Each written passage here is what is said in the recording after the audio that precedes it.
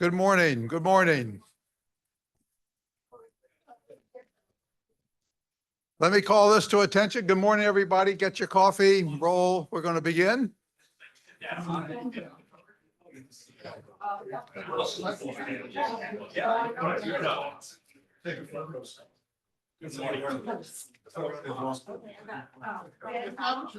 Yes, Ed, sit in the front, please, because I'm going to call on you first.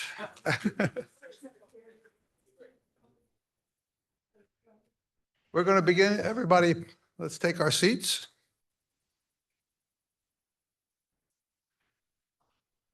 Welcome, everybody. I'm Ross Sandler, professor of law here at New York Law School, and I welcome you to the 195th CityLaw Breakfast.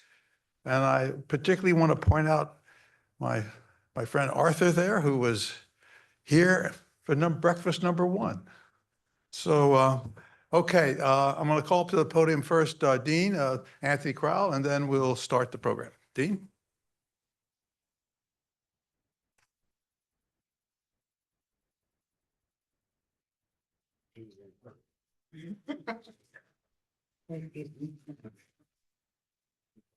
Michael, we'll have you introduce me at other events too. So good morning, everyone. How are you? Welcome to our City Law Breakfast today. I'm Anthony Crowell, the Dean and President, as Michael just reminded us, of New York Law School. And it is a great pleasure to welcome our featured speaker today, City Council Minority Leader Joe Borelli from Staten Island. As New York's law school, for the past 133 years, we've always felt a special responsibility to engage on the key legal and policy matters affecting our city and to serve as a key resource and partner to government and the civic community. And that is why we've recently rebooted the center to be the Center for New York City and State Law, building on 30 years of extraordinary success that Ross Sandler created as our founding director, and adding the state dimension, I think, is an appropriate ingredient to what New York Law School brings to the table, and an incredibly necessary one at this moment in our time. I'm very excited that 1/3 of our graduates go into public service each year, and that New York Law School places the second highest number of graduates of any law school in the country, ahead of Georgetown, in public service. So it's a great responsibility for us to keep that tradition going. And so many of you in this room who are alums and who are friends of this school work on our behalf to provide inspiration and opportunities for those students, and we're grateful for it. I'm really excited as the Center for New York City and State Law begins what will be a wonderful 2025 with a rich variety of programs. We have a really great team in place. Ross, of course, is our founding director and continues to give so much leadership and inspiration to the direction of the center. I'm serving as faculty director. Ben Max is our executive editor and program director. Steve Lewis, as many of you know from the City Law Department, joined us a year ago, and he is our distinguished fellow and counsel to the center. And Jeff Weiss is senior fellow and director of the Census and Redistricting Institute. And we're very excited. Also, Veronica Rose, one of our graduates, helps to run CityLand, editing that. And Rose White is our administrative coordinator. We are excited about the kinds of programming that we will bring to you, certainly as we move forward, and certainly today. We love to have a diverse set of perspectives on how the city should be led. It's critically important for us to ensure that as we present to you programming that will help inform not only how you do your everyday jobs, but engage civically, that we have every opportunity to cover issues as holistically as possible.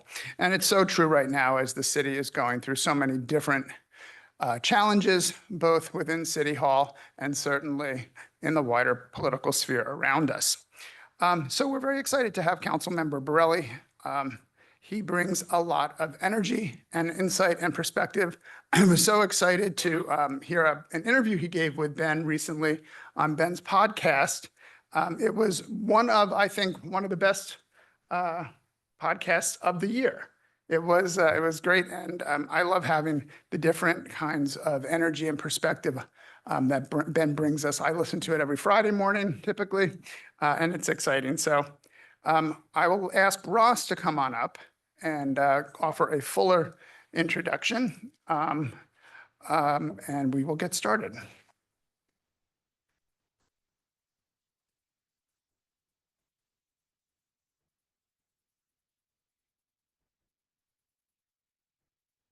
Let me just begin by saying that when I did a little research on our speaker today, I had some thoughts about it, that how important the smaller or all the communities are of the city, all over the city, and how important they are in bringing and creating the opportunities for leadership. And then those leaders go on and do important things for the city and the state. And Joseph Borelli is one of those people.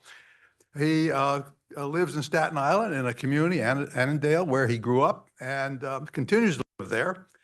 He's a lifelong Staten Islander. He attended public school 4. He attended Our Lady of the Sea Grammar School and graduated from St. Joseph by the Sea High School, which I looked up, and is a very vibrant school with 1,200 students, and he continues to serve on their development board of the school, which is a wonderful school right on the shore of Staten Island facing the Atlantic Ocean.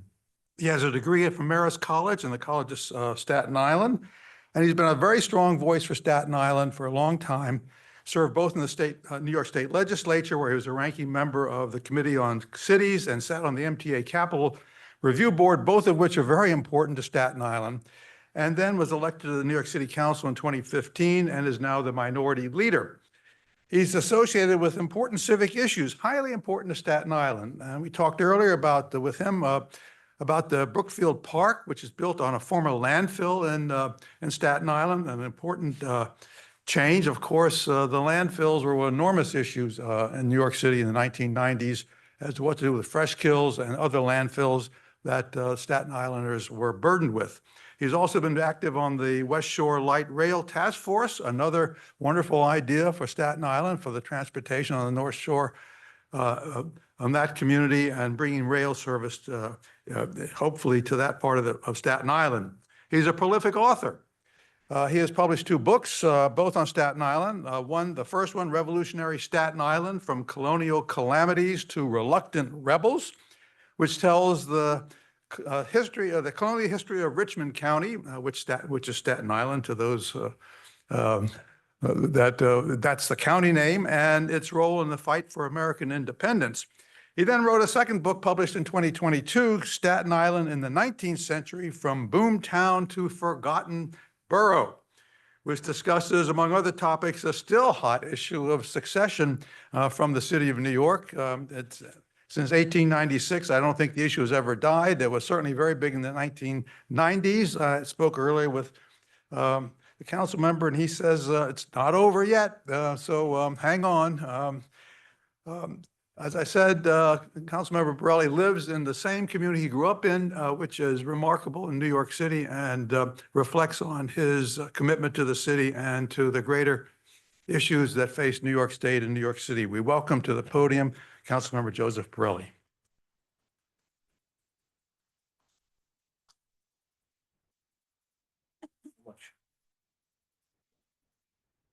Good morning, and thank you. So one thing that's missing from my bio is my degree from New York Law School, where I actually did attend for just one brief semester.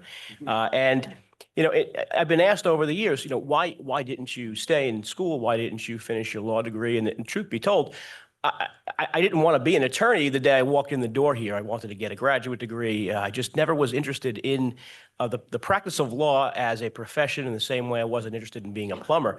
But ironically, the same time of my life, I was also working at a funeral parlor. I was a doorman and a pallbearer at a local funeral home called Casey Funeral Home, 150-year-old funeral home. And I loved that job more than anything else in the world.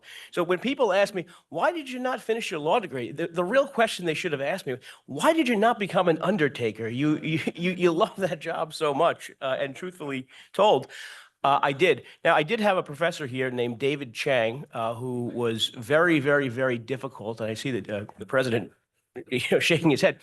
And it took 17 years of schooling from kindergarten through my bachelor's degree to actually learn how to read. And the person who taught me how to read was this wonderful professor that no one else liked, named David Chang.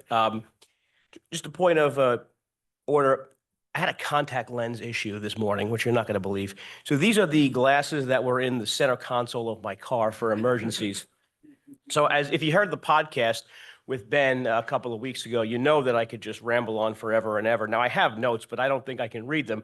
As Ben and I discussed, we're both in our early 40s, but that's the time of one's life where you start doing this. So I'm not sure I can even read my notes, but that doesn't matter. The topic I want to talk to you about today is a topic that's on a lot of people's minds. It's certainly the recent election results have surprised some, confirmed the ideas of others. And one of the things that I noticed more so in this recent election than in elections previously was the role New York City played. And not just New York City because of its electoral votes. In fact, that part of the equation doesn't actually matter, even though we talk in hindsight about how well Trump did, how he did better in parts of the city where Republicans never competed before. All those things are true. But still, Kamala Harris got 68%. The race wasn't even close. So why are we talking about New York when we talk about national politics? And there are some fun statistics, and I love fun facts. But I'll start with a quote from a historian up the road here at Columbia University, Kenneth Jackson, who wrote a book called The Neighborhoods of Brooklyn, amongst other books.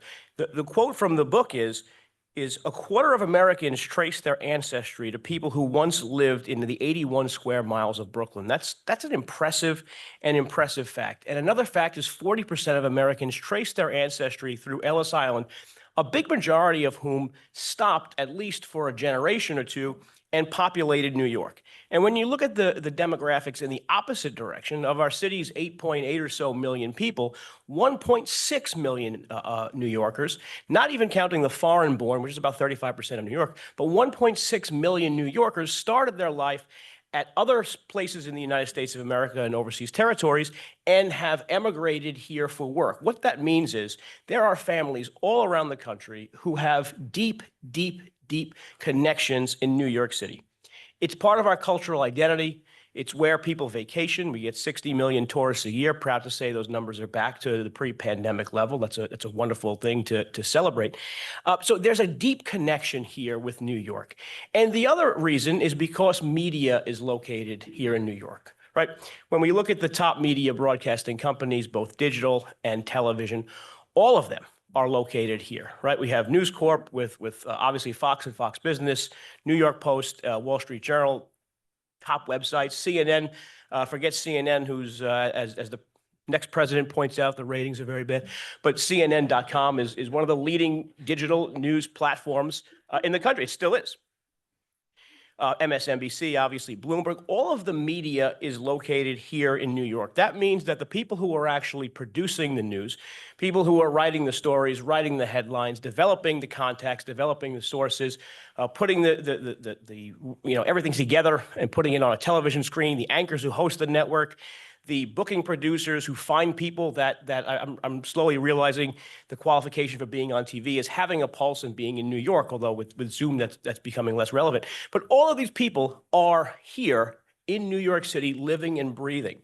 So if you are someone like me who wants to highlight the Democratic Party's failures, right, is there a better place to actually highlight them than New York City, right?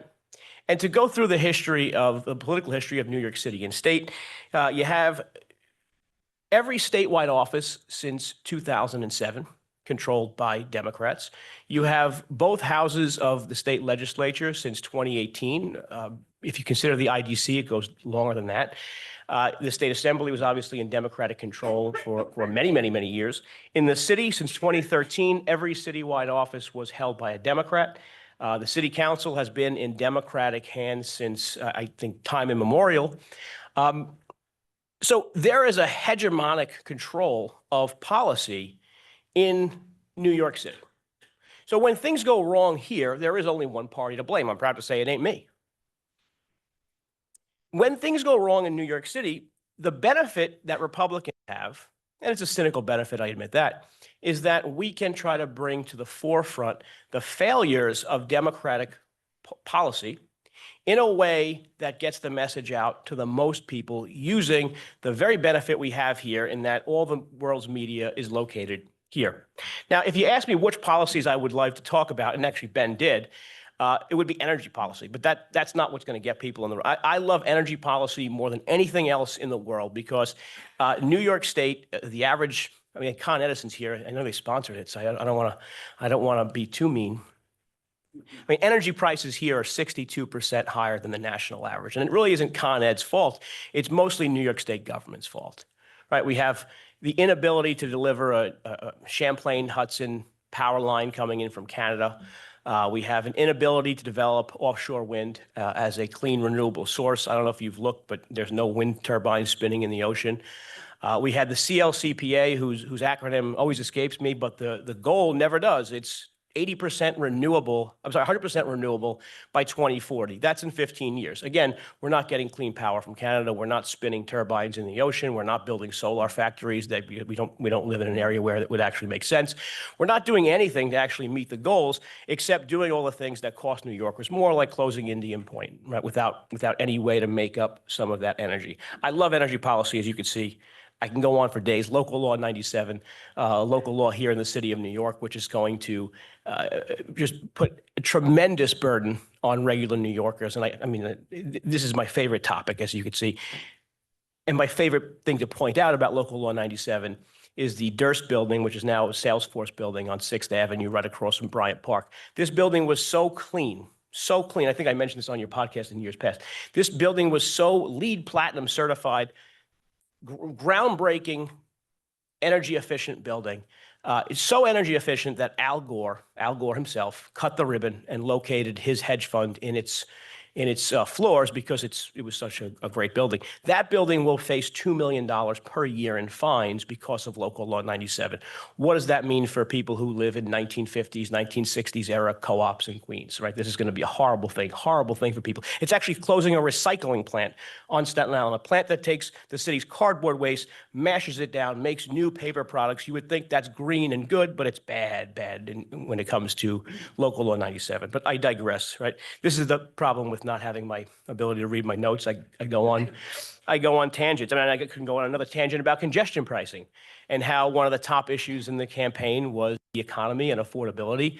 Despite the fact that the MTA spends more money than any other transit agency in the country, by far, 8 times the amount to build a mile of subway track than anywhere else in the world. The only solution the Democratic Party proposed was congestion pricing, a way to make things even less affordable in the congestion zone, a way to put a regressive, probably one of the most regressive taxes on New Yorkers who have to commute to Manhattan, like me this morning. All that was not what I wanted to mention today, because it's not what's getting the headlines nationally. Congestion pricing did, energy prices don't. But what gets the headline are 3 things, really: raise the age, sanctuary city policies, and bail reform. Those 3 policies enacted at our city and state levels got the most headlines about New York. And I don't want to spend too much time on raise the age. For those of you who don't know, I'm sure most of you do, that essentially raised the age of criminal liability as adults from the age of 16 through 18. The proponents say it prevents a lot of teenagers from spending time in jail. I agree with that. That's a point stipulated. The critics would say that those 16 to 18-year-old kids, unfortunately, are some of the most violent repeat offenders in our city, and a better balance could have been made. But bail reform dominated news coverage of New York in 2020, 2021, and 2022, really like no other issue. I just did a search, and again, I can't even read it. I did a search of the phrase bail reform on CNN.com. Again, one of the most successful news websites there. 1,600 videos and digital ads, digital stories in those 3 years, 1,600 videos and digital ads on CNN.com that mention the phrase bail reform with some context about how it's impacting public safety.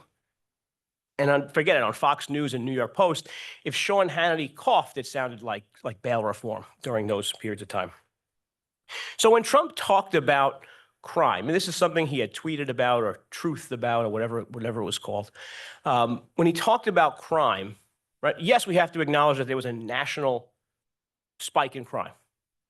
But he talked about New York City specifically, not just because he likes New York City and can talk about the Woolman Rink, but he talked about New York City because it was one of those few places in the country where you had this national spike in crime. You had, frankly, you had crime outpacing in some categories New York than other parts of the country, so we were doing worse.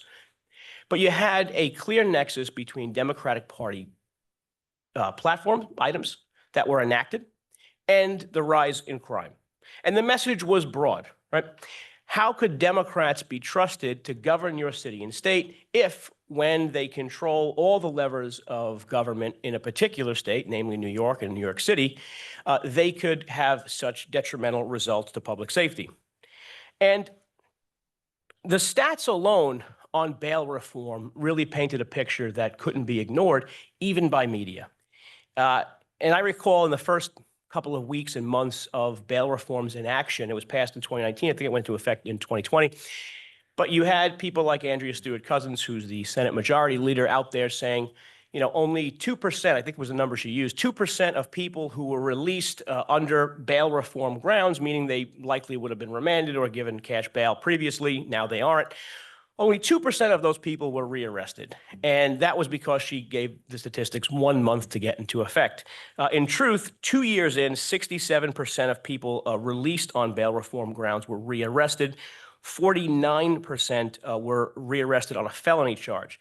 And we talk about some low-level crimes. Of the 22,000 retail theft arrests, which again, talking about stuff that makes headlines, retail theft has made headlines for 2 years. 22,000 arrests in 2022 by the NYPD on retail theft. 327 people, just 327 people were responsible for 1/3 of all arrests, meaning that on average, 327 people were arrested over 20 times in 1 year, and the government didn't have an effective way of giving them any immediate consequences. They weren't eligible. And even in cases where they were eligible, the certain standards in the law, judges in this county particularly felt that they were not required to remand people, or that they had to follow the least restrictive option. On top of that, you had Democrats trying to make the case, as I did, like Andrea Stewart-Cousins, that policies like bail reform were actually working. And the problem with that was that people can feel the unease that they felt on the subway. Certainly, everyone in this room, including myself, takes the subway from time to time. People can throw eggs at me if they want after this. People can shout that I'm not telling the truth. People can tell me I'm a liar. I mean, that happens all the time when you're a politician. Nobody can tell me they have felt as safe as they have on the subway, as in years past. It just isn't possible. And then the objective reality that I always point to is the toothpaste being locked behind the glass. We can talk about how arrest numbers might be lower. In some cases, stores don't even report arrests anymore. They don't call the police. That affects the number of crimes that are reported. But the objective reality is that the toothpaste is still behind the glass. So you had Democrats trying to convince people in the state that, you know, this is the floor and that's the ceiling. At the same time, you saw a decrease in public safety. All while this was happening, you had people in the Republican Party, including myself, bringing this message about this failure to the public, and it was used in the presidential race. This idea got a boost from an unlikely source. Now, every story needs a villain. Can anyone imagine who my villain is in this story? It's not Trump. Anybody want to guess? It would be the Manhattan District Attorney.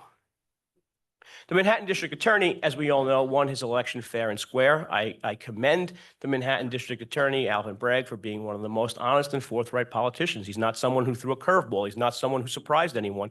He said, vote for me and I'll do X, Y, and Z. And on day one, he did exactly as he told. In fact, he even called it his day one memo. Here's a list of crimes I will not prosecute. Again, at the same time this is going on, he's reinvigorating this so-called phantom case against Trump that other prosecutors had passed up. And he's reviving it and bringing these charges against President Trump. So we have a politician in New York City who is in many ways responsible for law and order, electing not to do the part of that job that in every other, I think there's 38,000 counties in America. In 37,999 counties, the people elect prosecutors to prosecute criminals. We have the exception. At the same time, he's bringing a case against President Trump. I won't debate the merits of the case against President Trump. There are people far smarter than me in other rooms in this building who would eat my lunch if I tried to discuss the merits of the Trump case. But I debate the perception. I'm a politician. Again, first thing I told you was I didn't graduate law school. I deal with perception and not necessarily the merits of each particular case. And what was the perception of the Trump case? A great example of the perception of the Trump case was CNN panels that were happening here in New York City. CNN impanels these big groups of folks, and they all go around the room and they opine about, the topics of the day, the news topics of the day. Certainly the Trump trial dominated headlines. And time again, night after night on primetime shows on CNN, none of the panelists, Democrats, Trump critics themselves, could explain why this case was an open and shut case, why this case was a real meritorious case for the district attorney to promote. And I'll even quote one Politico headline.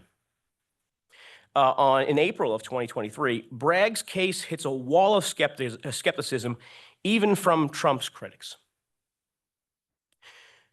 So again, looking at this race through events in New York, you had a district attorney and an attorney general, both of whom ran for office, promising openly to prosecute former President Trump.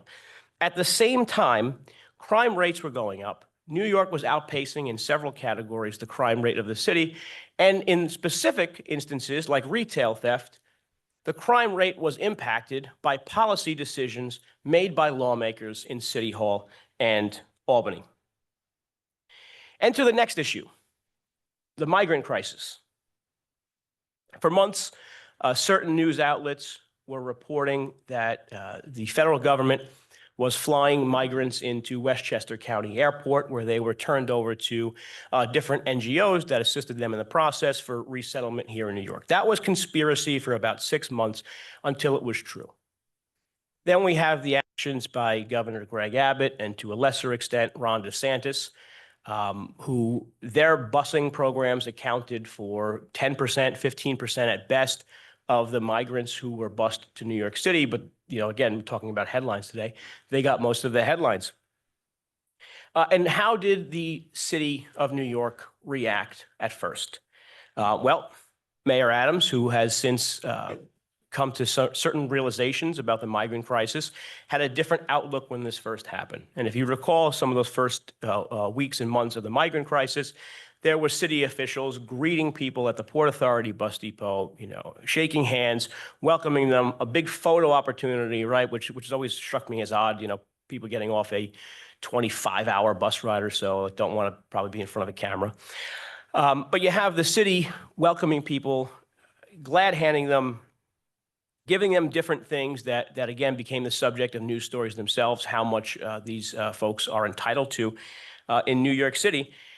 But at some point, the dam began to break.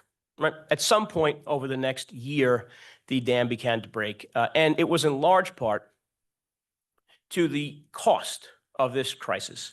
Back in August, there was a number that was reported of $5 billion, which is a little bit less than the estimates of $6 billion a year or so. But $5 billion was spent in August, accounting for the year prior. I mean, to give people an idea of the scale of how much money $5 billion is in a sense of New York City, we have 10,000 firefighters, we have 5,000 EMTs, we have 300 or so firehouses and fire companies. We have 1,000 ambulances. We have 10,000 members of the Department of Sanitation. We have, I can't even count how many big white trucks and street sweepers go around the city. We have thousands of acres of parkland with over 1,000 employees who cut the grass, run programs, do all sorts of things. All of those three agencies alone, or rather combined, all of those three agencies, three of our biggest agencies in the city of New York, don't combine to cost the city as much as the migrant crisis.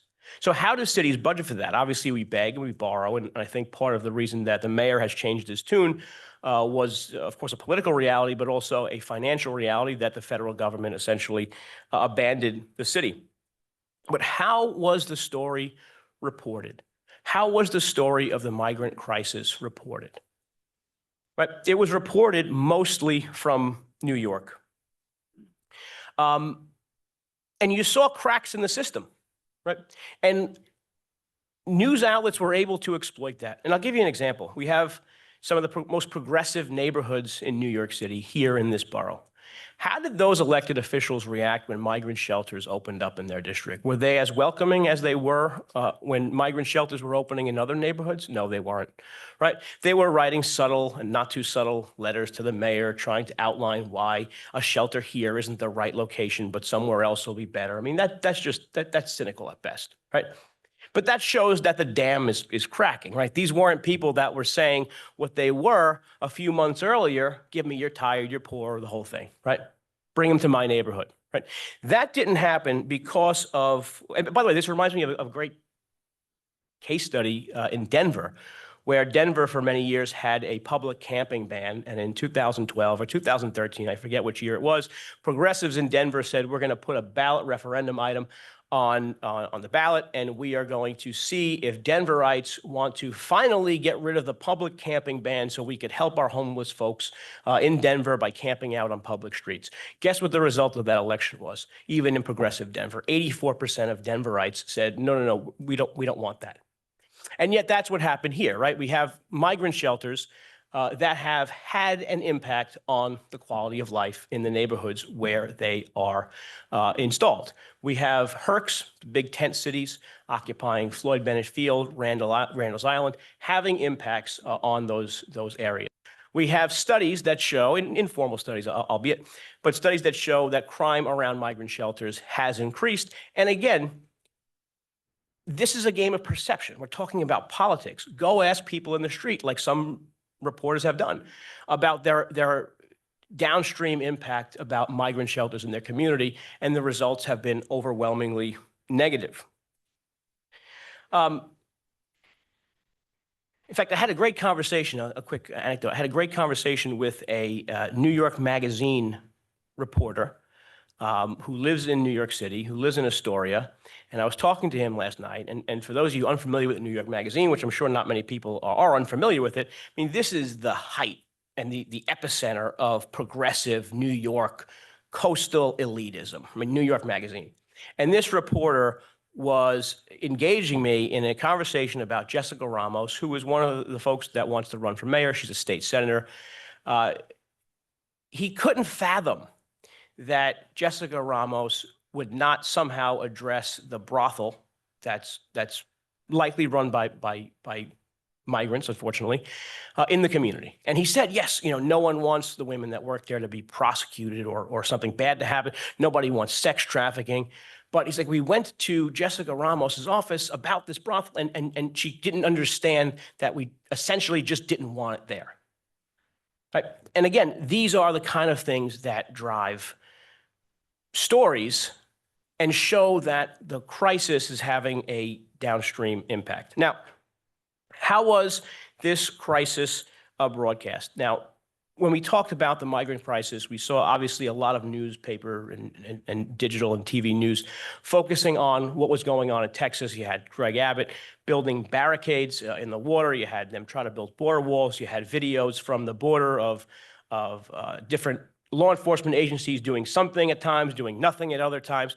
But again, if you count the stories and look at how much coverage there was, New York was overwhelmingly covered. And I think it was intentional. Intentional because of the availability of reporters to just go a few blocks away and do a stand-up at Floyd Bennett Field, but also because there was no better place in the United States to highlight how 3 different policies, and we didn't even mention the right to shelter that exists in state law and the state constitutional law, but 3 different policies: a failing border policy by the Biden administration, a right to shelter law that's ingrained in our state constitution, and sanctuary city laws which entitle people to different outcomes and prevent ICE from cooperating with the NYPD, amongst other things in the series of laws that became our sanctuary city laws. But nowhere else could that be framed. And unfortunately, the problems just placed square on the desk of the Democratic Party. This dominated news coverage almost as much as the Trump administration and the Biden administration and the election coverage itself in 2023 and 2024. So I'm not surprised that we saw, as Republicans, some of the best numbers we've ever seen here in New York City. I'm not surprised that we've begun winning back state legislative seats in parts of the city that we have not been competitive in some cases ever, in other cases in many years, right? We are attracting new members of our party, of people who are not typically our white demographic. I mean, the Republican Party has had a problem attracting people who are non-white for many, many years. That problem has somewhat gone by the wayside. And I'm not surprised that we even hear people like Brad. I mean, I opened the New York Post a couple of weeks ago back in November, and I saw Brad Lander flip-flopping on all his issues. Suddenly, he's not taxing the rich. Suddenly, he's pro-police. He doesn't want to defund the police anymore. That only happens, right, because Brad Lander senses the political reality. And the political reality in New York was put on full display during this time Trump was running for office. And I think the most interesting politician to watch in all this, and I think one of the most interesting politicians, in fact, I would say he's the best politician, if I don't know if I'd say he's the best human, but I'd say he's the best politician in New York City who's currently alive. His name's Andrew Cuomo. Watch this man operate. I mean, watching him operate is a lesson, right? It's a lecture. I mean, he should be up here giving this speech. I mean, this is someone. Just to give some recollection, he passed and signed bail reform. He passed and signed raise the age. He championed sanctuary cities. I believe he was there for right to shelter legislation, congestion pricing. He signed it. The CLCPA I mentioned before. He signed.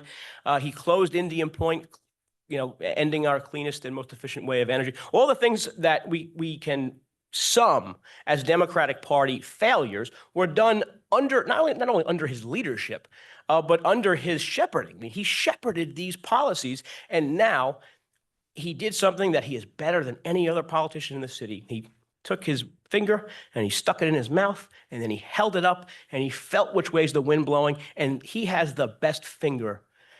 He does the best finger. Maybe Trump has as good of a finger in the sense that he jumped on different cultural issues that were sort of third rails or seen as third rails in the past, and Trump was able to negotiate those. But I would say no one is as good as Andrew Cuomo in doing that. If the fact that a person who was once eyed as a national figure in Democratic policies has now done a 180 on so many of the policies which he championed and got him reelected, I think that is probably the best evidence that what I'm saying is accurate, that so much of how our national body politic is shaped is the result of policy actions in New York City and state. So I'll leave it at that, because I knew before I started, I got a whole bunch of questions over in the corner, and I want to give enough time. Did I give enough time? Did I speak too long or too little? Oh, okay, good. So I'll open it up to some questions.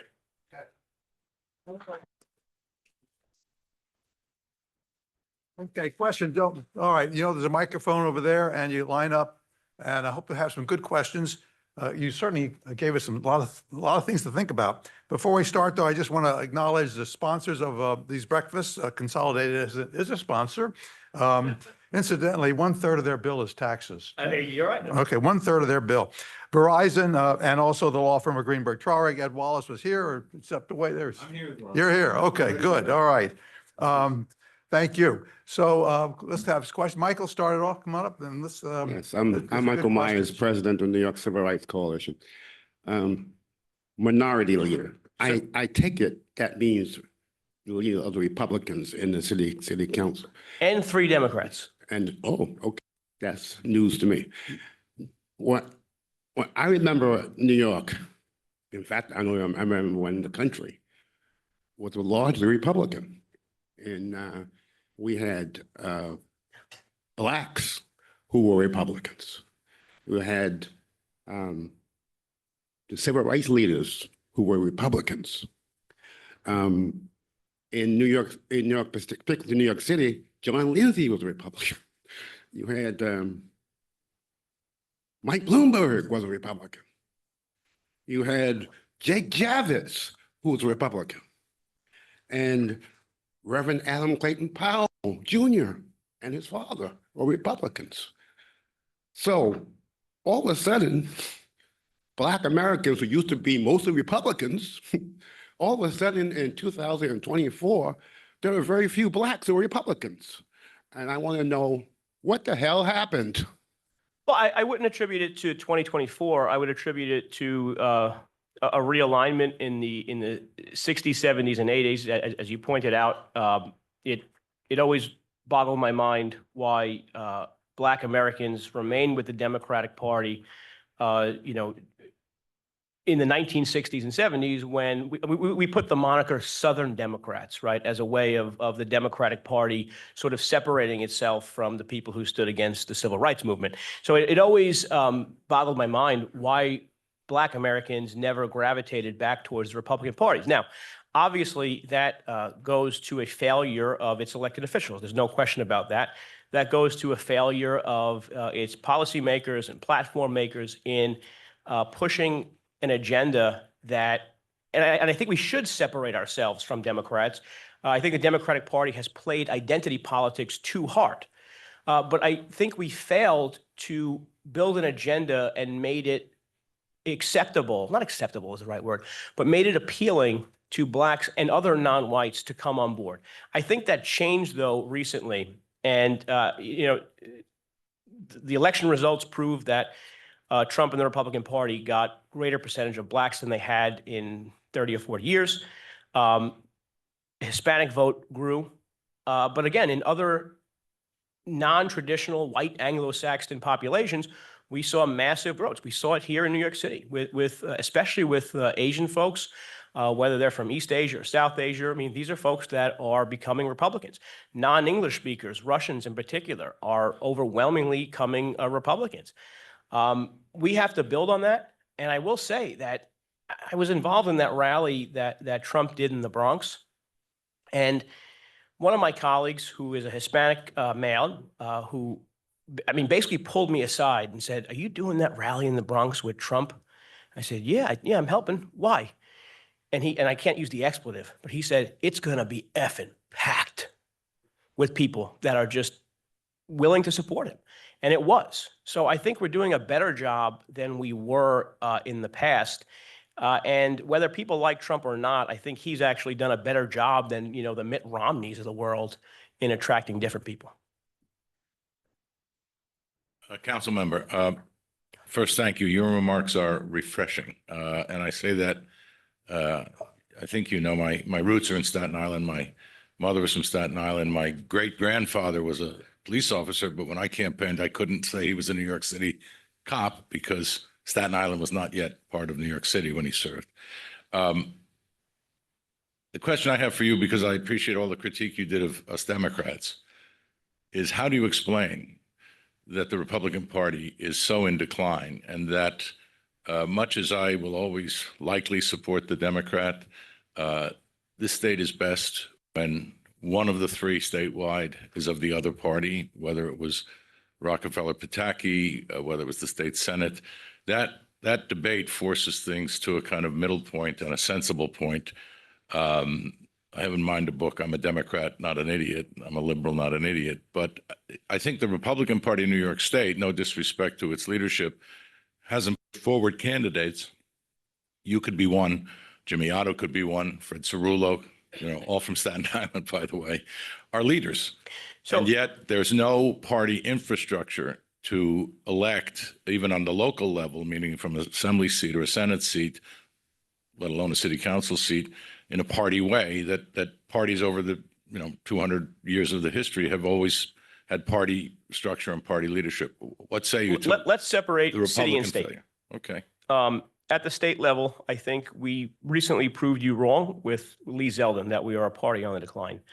Lee Zeldin proved, right, didn't win, but he proved that a credible Republican candidate from a suburban area can be within striking distance of winning if, certain stars align. And one of the things that aligned was outside spending on our side. right? The Democratic Party has been the beneficiary of independent expenditures.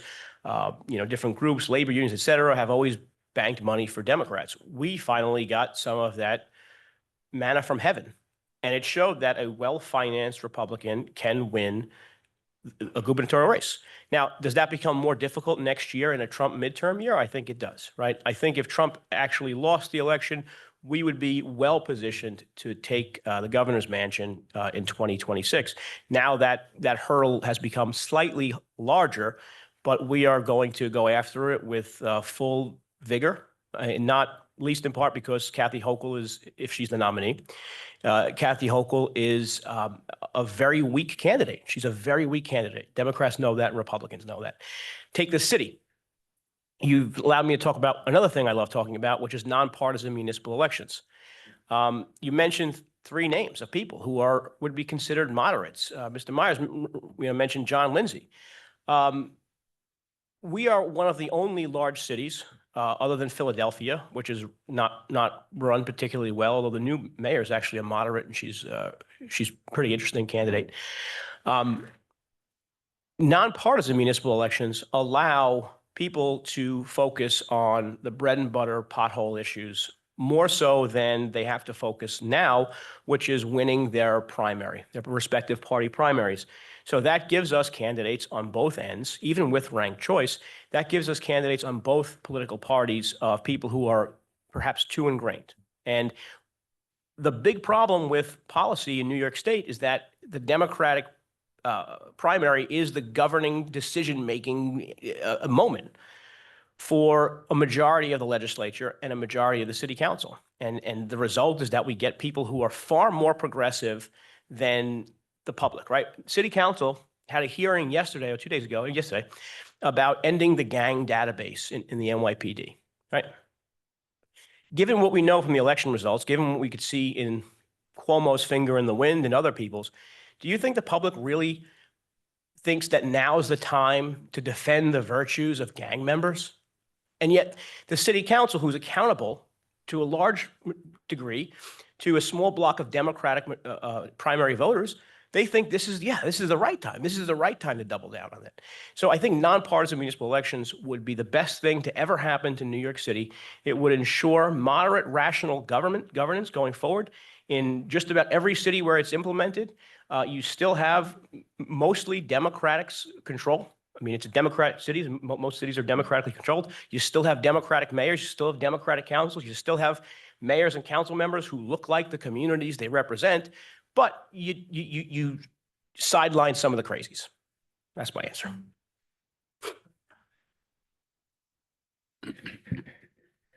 Hi, I'm Steve Kramer. I'm the founder of the firm Get Out the Vote. Joe, I think most of the people here know you, like you. Certainly your colleagues on the city council do. But often there's not enough attention around some of the Republican candidates who are running here in the city, whether it's the council level or once in a while borough president. What preview can you give us for the citywide races of who might be running from the Republican side?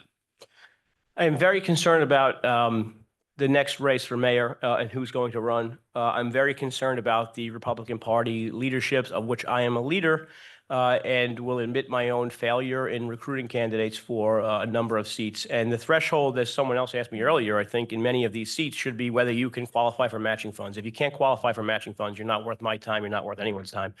But it has been a longstanding failure of which I've carried the banner of failure during my term in the council. Although I'm one of the few leaders who can count success. We had 3 Republicans when I started. Now we have 6. Now we have 3 Democrats that caucus with us.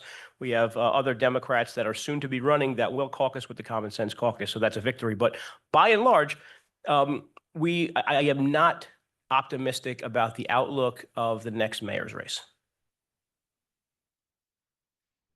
Anybody else? Well, let me ask you, could you talk a little bit about your role as minority leader? Tell us a little bit what you do as minority leader. So it's an interesting role. We have a conference of people who are individuals, and just like any other leadership role in a legislative body, most of the headaches come from keeping your members in check. the role that I find is most challenging is how to give my members the latitude to throw the grenades that win them votes. I mean, that's what, look, when I was a younger elected official, I was a grenade thrower. I used to throw grenades at everybody. That was fun. And that's what actually gets you elected. The person who gets elected minority leader, though, whether it's Hakeem Jeffries or Will Barkley, you have to be a bit more reserved because you'll find that those members who are throwing grenades at the speaker and at the council as an institution and everything, everyone sucks. You're all terrible. It's crazy, right? That's what people say. They still want to get funding for their districts. They still want to get legislation passed. They still have an obligation to get, hyper local things done. And you can't do that unless you have someone who's willing to work with the leadership, albeit in the council or wherever, to actually, cut deals and try to work out agreements. And like, I'll give you a great example. I mean, we in exchange for, I don't want, it's probably bad to say in exchange for, but that's how the sausage is made. In exchange for support on one of the budgets, we got the only property tax refund in 15 years, the first property tax refund in 15 years. And you do that because, you have to rein your members in from attacking things that they might have to vote in favor of if they get the policy goals that they desire. And it's just one of those things that comes with a little bit of time when you're a legislator. And it's one of those things that comes with a little experience. In Congress, it's probably harder. There's at any given time, there's 218 plus Republicans or Democrats. And you're always going to have the Matt Gaetzes, the Lauren Boeberts of the world, the people on both sides who just want to be on TV all day and just want to do like those sort of things. And there's a role for, there's a role for that. There's a role for that. But other people are more brass tacks legislators, and being a leader means you have to sort of navigate both of those types. Don't go away. At the end of the breakfast, I want to also recognize Richard Wyndham, who's here from Verizon. I didn't see you before. I also want to say on behalf of Anthony Crowell that we've checked into your admissions forms, and we see they are still current. Oh, right. And so if the term begins in 2 weeks, so we'd like to invite you back for the spring term. I personally would like to have you in my torts class. I think we could do well together. Watch out for those screws. They're right there. I saw them. Yeah, I know. I learned about that. You did learn about that. And David Chang, I remember David Chang. David Chang is a wonderful professor. He was difficult. Okay, and lastly, let me just say another thing. The law schools are known to be pretty left. And it's really refreshing to have you come. And so I'd like you to come back again in a year. And we have a good audience here. Some very important people are here, and it's really good to see the room as filled as it is. But I think the next time we better fill the auditorium, because I think that you have a message that is sobering and worth listening to. And I particularly like your insights on the politics of the day, and reviewing it through a New York lens was really helpful. So thank you so much for sharing your thoughts today. It was a very important breakfast.